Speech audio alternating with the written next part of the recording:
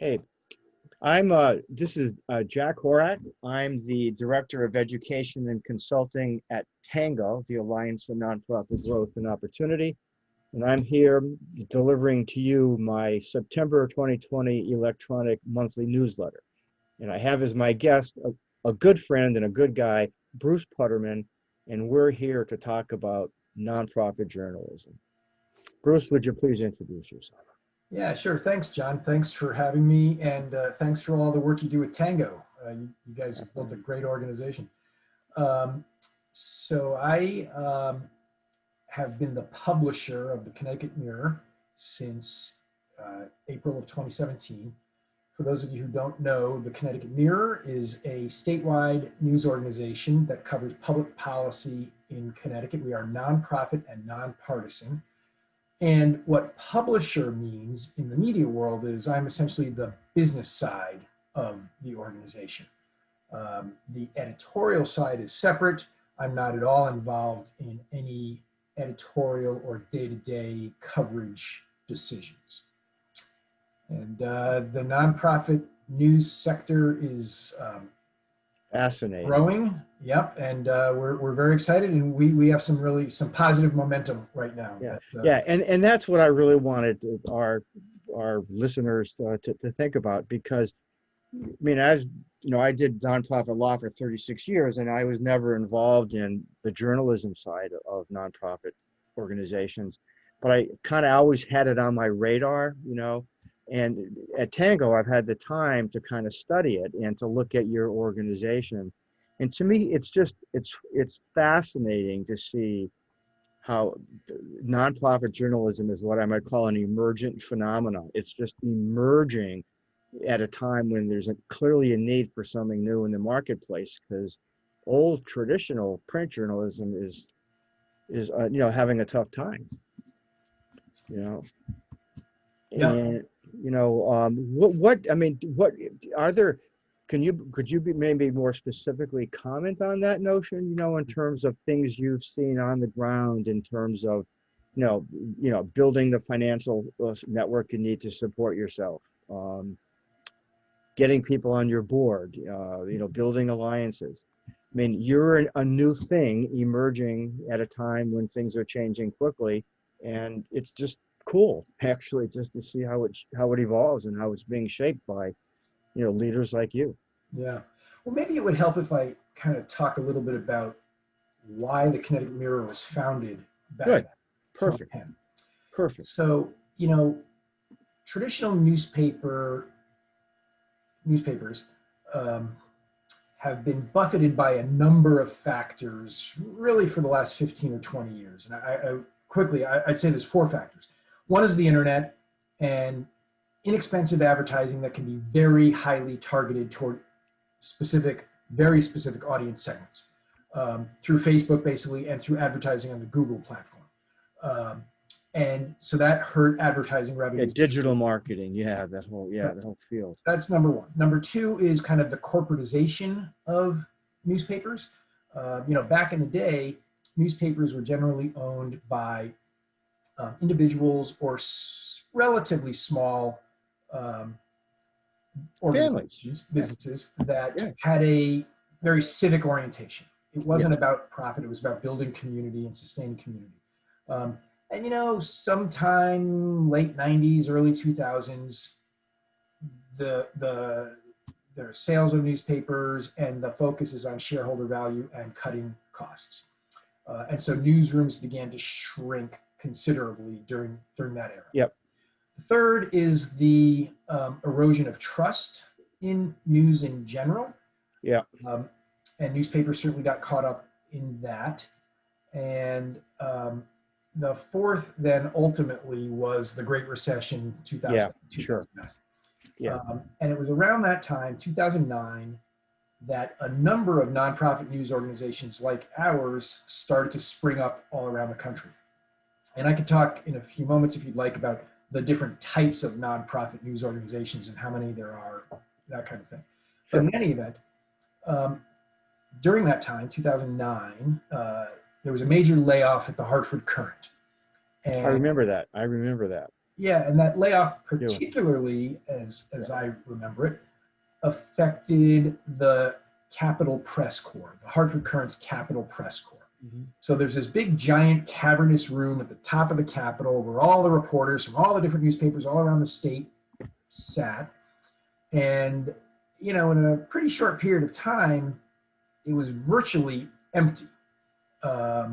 With just Yeah. very, very few reporters remaining. So there were some people in Connecticut who were concerned that there was this void in reporting on legislation and proceedings at the Capitol, and more broadly on holding government accountable. Yeah, and that's a really valid concern Right, for right. everyone. Yeah. It's So a nonpartisan principle that we should try to adhere to the extent we can. yeah, And for sure. what you did, and that's your role. First Amendment role is to do just that. Right. Right. So the Mirror was basically formed in 2009 to fill that void. And we first published in 2010. 3 people originally. Today we have 12 people on staff full time, 3 part timers, and we're actually in the process of hiring 3 or 4 more full timers. So Wonderful. we're in a very nice growth pattern right now. Let me just, money is the key to everything, and I'm not looking for anything that's not public, but Yeah. can I just have a sense for, like, how do you capitalize? How does your business capitalize itself? I know you don't have, I'm presuming you don't have an endowment, although someday it would be wonderful if some benefactor, effective. If there's anyone out there who's listening, doing some estate planning, give Bruce a call, really, if you want to fund something really cool. Right. But yeah, again, as a corporate lawyer too, you look at how does the balance sheet on the right side get full, and is it donations, is it advertising, are there things you got to wade through when you do advertising? Just a little bit of a sense for the money it takes to do the first class job that you do. Yeah. So we're about a 1.1, $1.2 million organization revenue wise.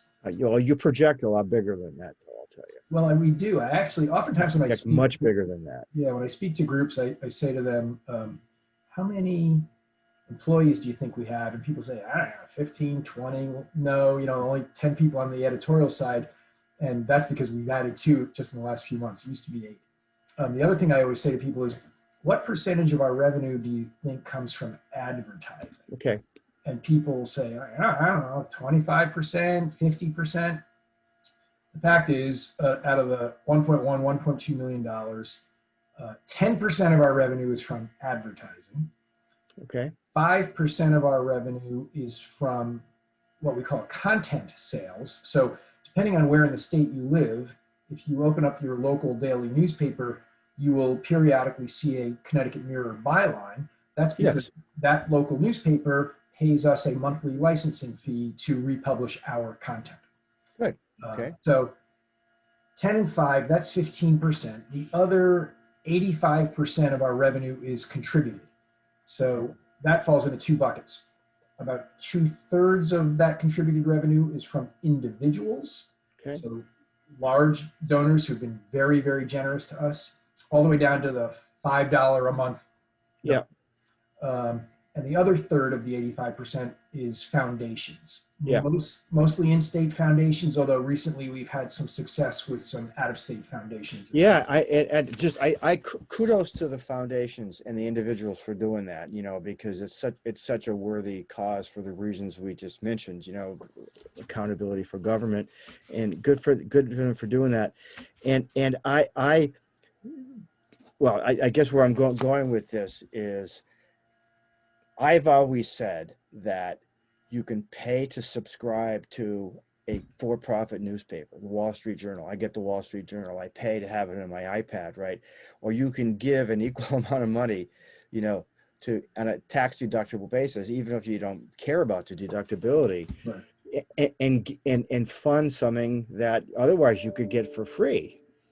And it's like to me, it's almost like a no-brainer in terms of value. I don't know if that's helpful or misconstrues anything, but That's if I've talked to the extent I've talked to people about this, I've said, geez, put yourself down for $10 a month, Right. and you'd rather have 1 million people giving you $1 a month than 2 people giving you 1 million, so you just get a lot of people in the slipstream to basically be that community capital source to keep the organization going. And because it's nonprofit, the tax returns are public, and it's a good machine. Yeah. Yeah. Well, I certainly agree with the notion that it's up to communities to support journalism. Um, you know, if you think about journalism's role in a democracy, I mean, it's critical. Critical. And what we've learned is that the market has failed journalism. And so we have to all start thinking ultimately about journalism as a public good. And public goods are either supported by government or by communities, people who live in communities. Well, we're leery about support from government. We've talked about that before. Right? Yeah. In terms of editorial independence. Right. And certainly not interested in any direct government grants or support that could, because of political reasons or whatever, be taken away.